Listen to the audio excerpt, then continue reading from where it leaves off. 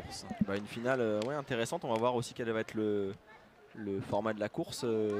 Baptiste, juste avant, nous parlait de Gabriel Timba qu'on retrouvera dans cette course, sociétaire de l'Aspire Fit. On retrouvera aussi Nathan Bruyère qui, à mon avis, sur une course un peu plus tactique, pourrait être un des favoris.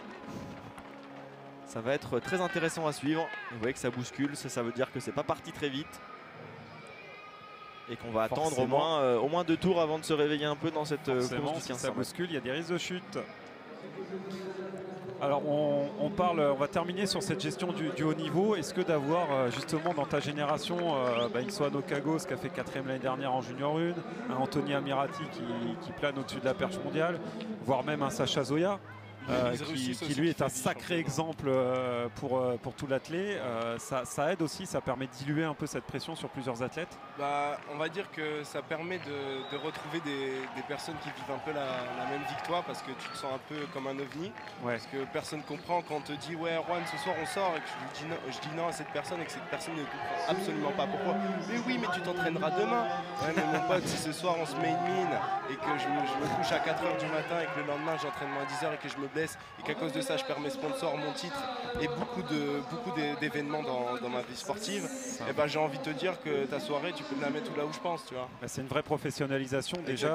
Très jeune, c'est ça qui est compliqué, parce que c'est un peu frustrant même des fois. Tu te dis putain, j'ai envie de sortir, j'ai envie de me faire plaisir, j'ai envie de voir ci, ça, surtout que maintenant ma vie a totalement changé, donc je suis sollicité un peu partout.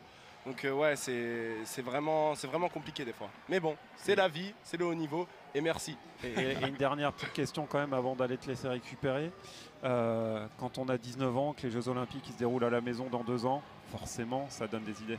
C'est pour ça, ça donne des idées, et c'est peut-être aussi pour ça que j'ai cette vie qui a changé dans ma tête, parce que pour moi, les objectifs ont changé et j'ai juste envie de performer. C'est pour ça que je me mets cette pression. J'ai envie d'être le meilleur au monde déjà dès maintenant pour pouvoir ramener la plus belle des médailles à Paris au JO, donc c'est pour ça.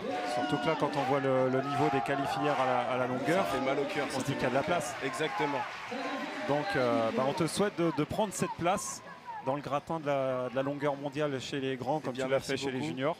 Et on te remercie de ce passage sur Athlète TV, c'était vraiment très sympa. Vous êtes gentil, parce qu'il y a beaucoup de personnes qui croient que je suis une personne hautaine et différente, mais quand on me connaît, on se dit mais putain Erwan, je pensais pas que t'étais comme ça. Mais non, mais en fait je me prends pas la tête, c'est juste je suis moi et j'aime bien faire le show, donc soyez pas étonnés si j'essaye de faire bouger le public, et en tout cas c'est un plaisir d'être là, et merci. On est toujours heureux de t'avoir sur le terrain, parce qu'on sait qu'il va se passer quelque chose, alors en bien ou en moins bien, mais il se passe quelque chose, et franchement les gens qui jugent sans connaître les personnes, on sait ce qu'on en pense. Exactement, mais c'est le sport, donc on l'accepte. Et comme disait le grand philosophe, on sait qu'on ne peut pas plaire à tout le monde, mais quand on voit à qui on ne plaît pas, est-ce que ça nous dérange vraiment? Non. Voilà.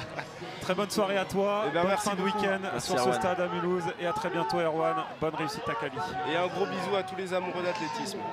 Nul doute qu'ils l'auront reçu. Merci à toi de ton sourire et de ta bonne humeur. Retour Vincent sur le 1500 mètres. Le final du 1500 mètres avec Gabriel Timba qui a dans les 500 derniers mètres pris la poudre d'escampette.